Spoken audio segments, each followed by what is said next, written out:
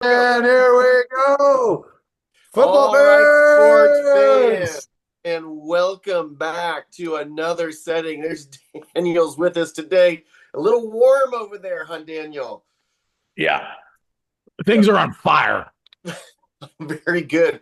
John, I like your appropriate attire for this moment. I think it's Thank very you. special. So thank you so much for coming and Feels good to looking be sharp. back.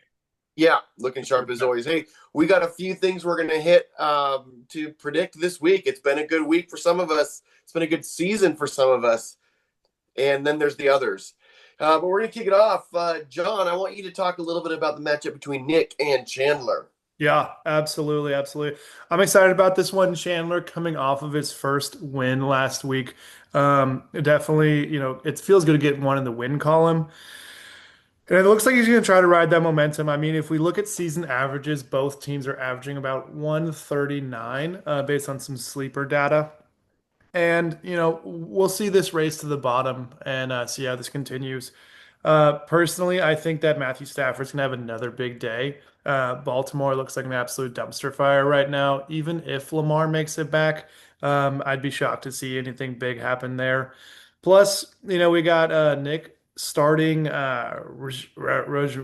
someone's the Stevenson for New England. Um, Ramondre Stevenson. Yeah, that was a drop from me last week and a pickup from Nick, which I dropped him. So we'll see. exactly. And you don't like to see that. You I don't like to I see. actually do. I do. Okay, maybe we'll get to you, Daniel, shortly. But regardless, it's the middle of the season. You're gonna have bye weeks. But Nick's been facing a lot of injuries, and I think it's gonna continue to slide for him. I'm giving this one to Chandler. Yep, Nice. I agree. Very good. I agree. I agree. I think Goff will have a big game as well. And we're AJ Brown is not done. Like he's not washed up. He will start playing again. So In I theory. think. In theory. Daniel, I want you to talk about Crooksy and Kelton, that matchup there. Okay. Thank you, Weston, and thank you for dressing up like the cool RA today. I want to. I want to talk about Crooksy and Kelton. Crooksy's team hurts me. It really does. He's two Yeah. and three. I think he should be doing better. Yeah. But I don't want to pit this man against this other man that I know who is really he's on a swift track to a McBride. And I think that I think that's a real God win in his life that he Mm. is engaged.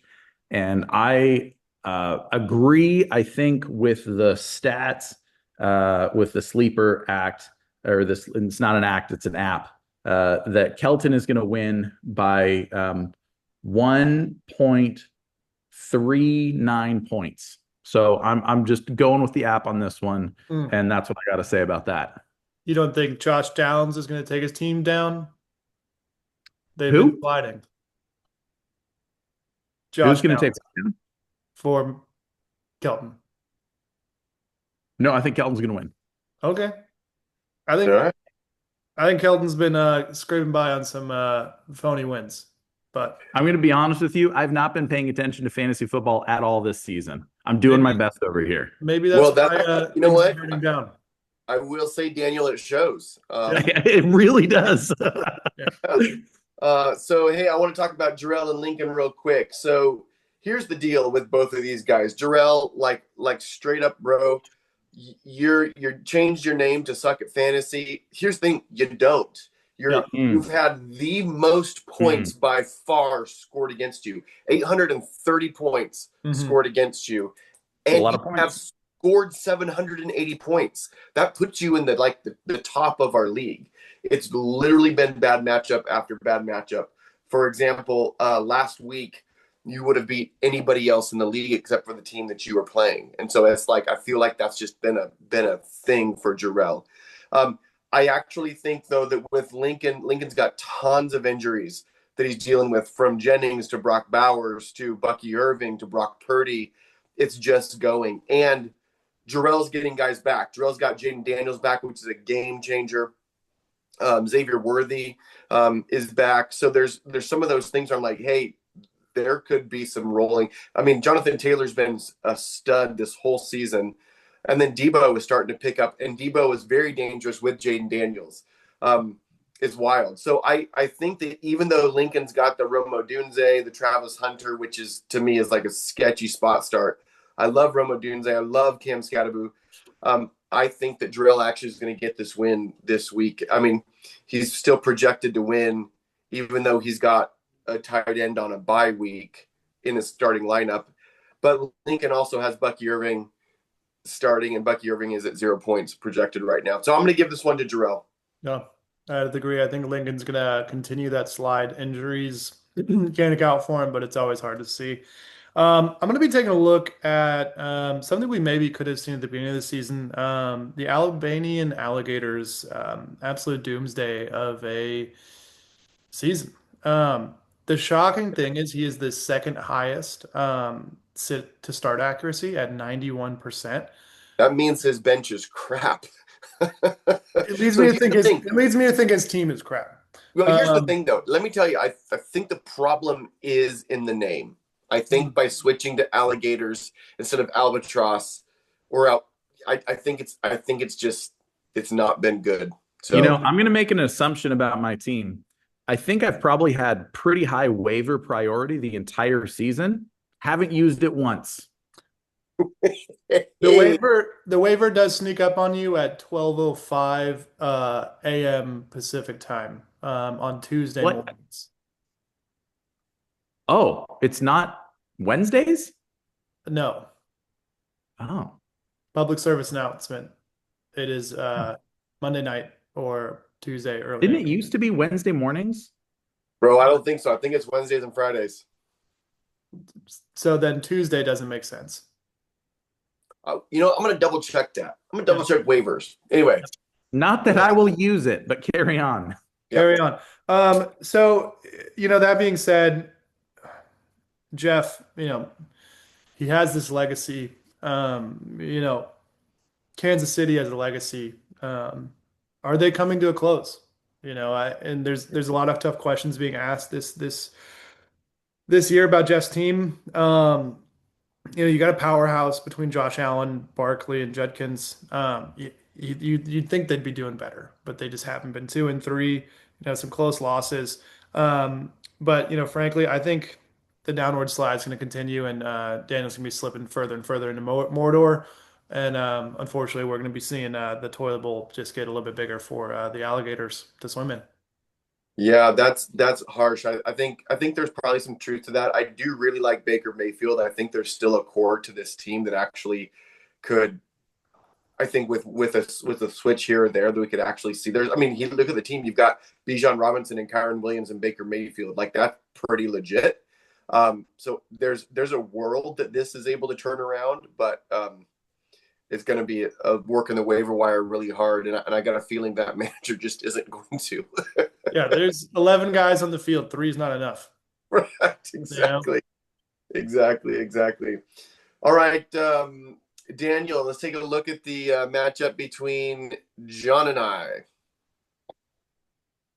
I'm going to be honest, you guys. I've been so confused this fantasy football season. I mean, my headspace has been like Weston's attire. Like, I'm like a divorced dad trying to figure out how to play soccer, watching my kid on the sidelines. Like, that's my headspace when it comes to this. So good.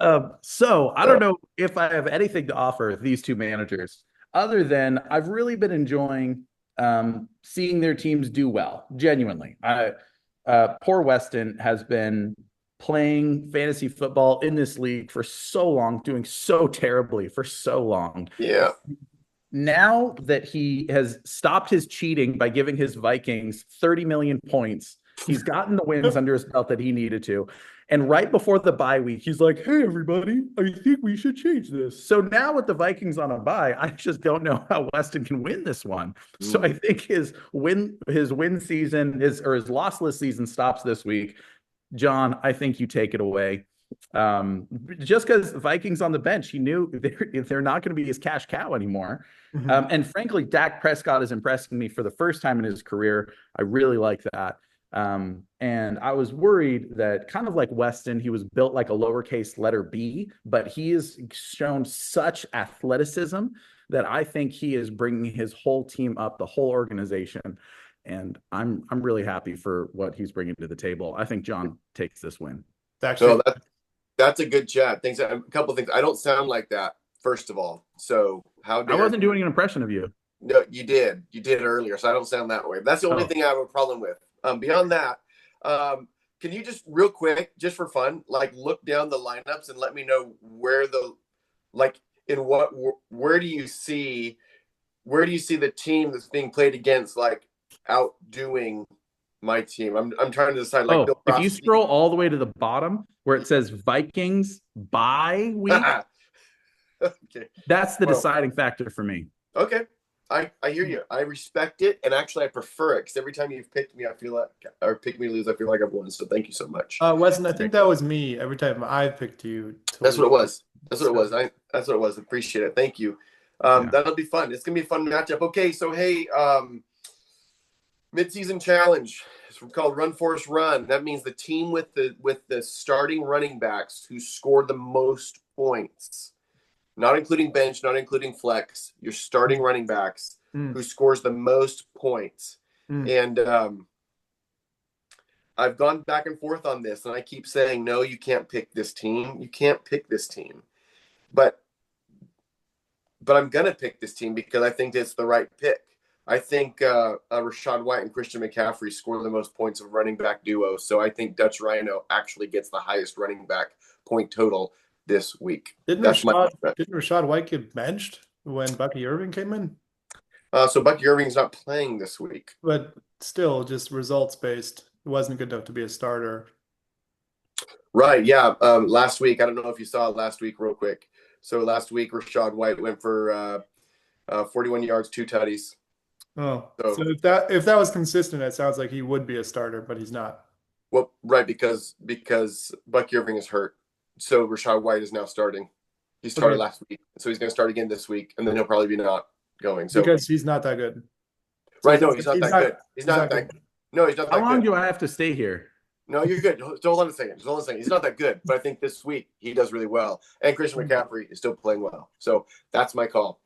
All right, guys. Thanks so much for your work. Have a great evening and go Vikings. Hey, you know what, Weston? Thanks so much for inviting me. It's been a pleasure being here, and I've never felt such warmth from a non-playable character than I have from you. So I appreciate it. Thank you.